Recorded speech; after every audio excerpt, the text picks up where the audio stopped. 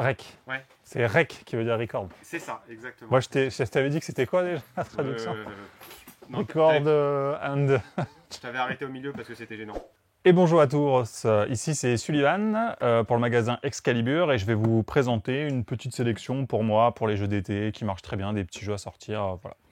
Commençons tout de suite avec par exemple Mindbug qui se joue à 2 exclusivement, dans lequel en fait on va chacun avoir une pioche de 10 cartes, on va en piocher 5 et ensuite à mon tour c'est très simple en fait, je vais pouvoir du coup soit jouer une créature de ma main ou alors soit je vais pouvoir faire attaquer une de mes créatures que j'ai posées au préalable.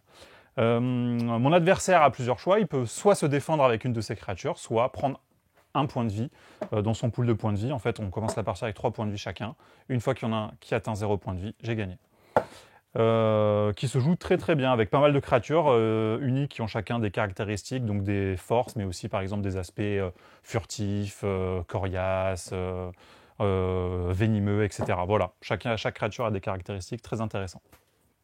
Nous avons ensuite, petit jeu d'apéro qui se sort vraiment très rapidement, le Olé Guacamole, qui se joue de 2 à 8 joueurs, très intéressant, des parties vraiment de 15 minutes, c'est ça qui est cool. Les manches sont très rapides.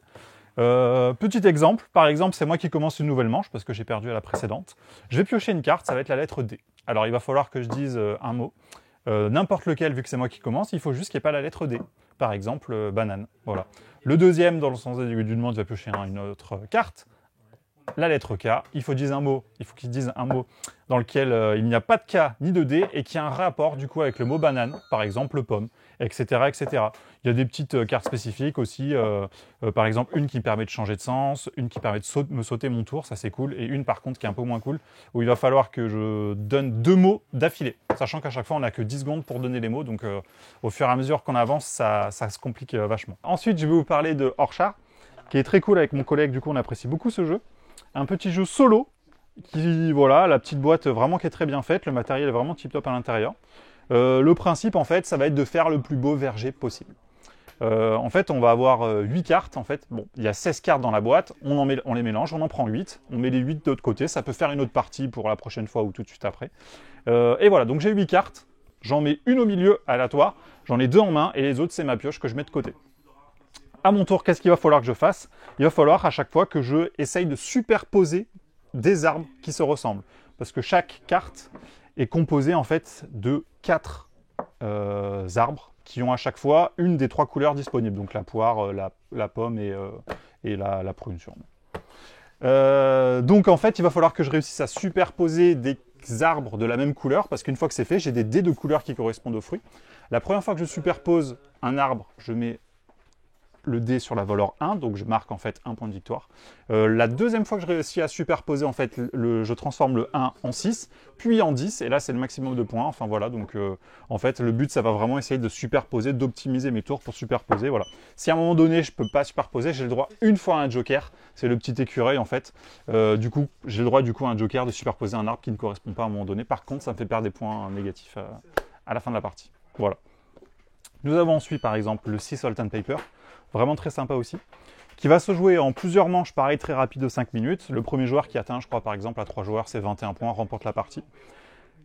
Une manche très simple. On commence la manche avec 0 carte en main. Il y a une pioche de défausse.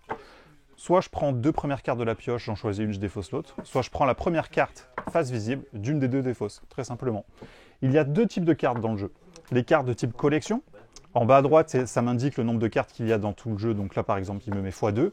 Et donc là, c'est l'encre. Il me dit bien le jeu que si j'en ai une, c'est 0 points. Si j'ai réussi à avoir les 2 seules encres du jeu, c'est 5 points. Les autres types de cartes, ce sont les cartes de type pair. Par exemple, celle-ci, le bateau. Si j'en ai un, il ne fait rien du tout. Par contre, si je réussis à en avoir 2, je peux les jouer en même temps. Je les pose devant moi. Ça me fait un point de victoire. Et en plus, je fais l'effet du bateau. Et là, pour le coup, l'effet du bateau, c'est rejouer. Tout simplement. Et il y a plein d'autres effets sur d'autres cartes. Une fois qu'à un moment donné, un joueur, donc on va avoir de plus en plus de cartes en main, une fois qu'un joueur atteint 7 points ou plus, il peut décider soit de mettre fin à la manche directement, on révèle nos mains. Donc moi par exemple j'étais à 8, mon collègue Mehdi était par exemple à 5, donc on marque les points tout simplement.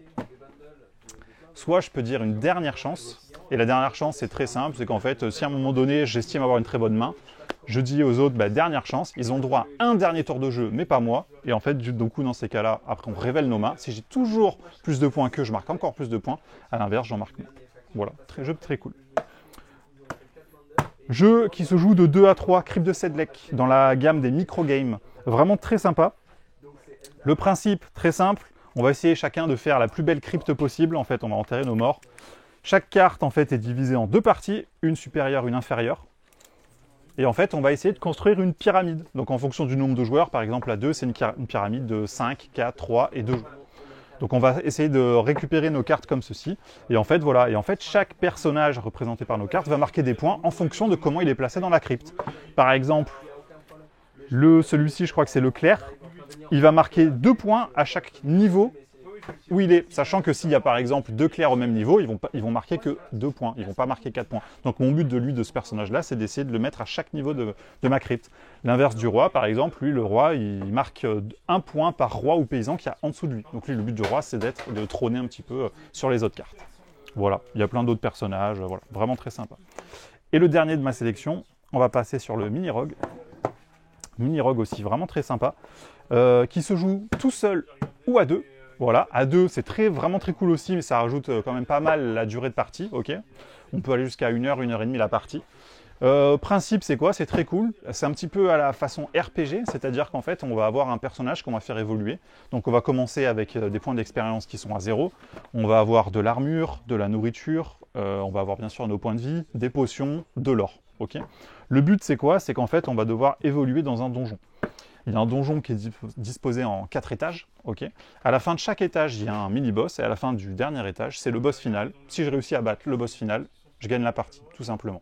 Et en fait, je vais du coup explorer des salles pour descendre plus profondément dans le donjon. Les salles, il y a plusieurs types. Les salles, il peut y avoir des trésors, il peut y avoir des monstres, il peut y avoir des pièges, des sanctuaires, vraiment énormément de choses. Et ça va jouer avec un lancer de dés. Je vais lancer des dés, je vais faire des réussites, etc.